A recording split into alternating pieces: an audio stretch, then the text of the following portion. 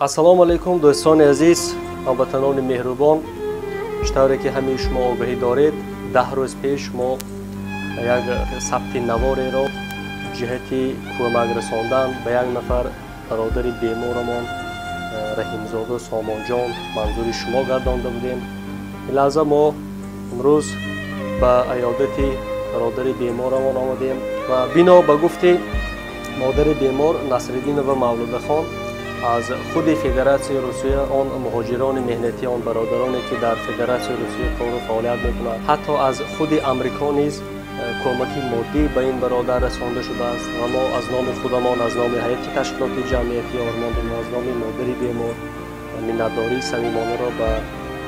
کل آن نفرانی که بی‌غرضانه جهتی یاری رساندن به این نفر بیمار کمک خود را رساندن منتداری صمیمانه بیان می‌نماییم. و گفتی مادر بیمار نصرالدین و مولوده خان به صورت حسابی که به نام همین مادر ما گشاده بودیم از طرف تمام مهاجران مهنتی از طرف تمام هموطنان عزیزمان از شهر دوشنبه و شهر و ناحیه‌های تاجیکستان عزیزمان از جمله فدراسیون روسیه و امریکا و دیگر منطقه‌ها 21,000 سامانی مبلغ جمع‌آوری گردیده است که مادر عزیز امروز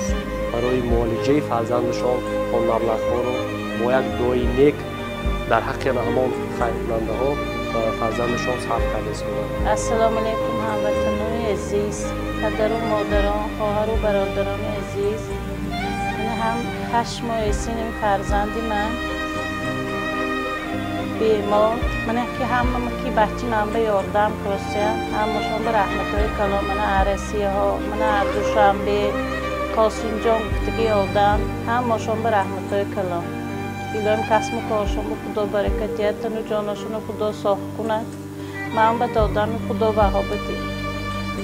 من مای ویدیو کرده من هم مجاب پفتن من ما به یاردم شساز از طرف تشکیلاتی هایم عرسی ها و هر کجا ها من یاردم کرسیم ما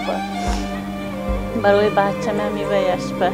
یاردمند یه پوتتی من 4 کویا مانده یاردم کرده برفتن خرید کرده داده برفتن برای یاردمی زندگی بچه ها.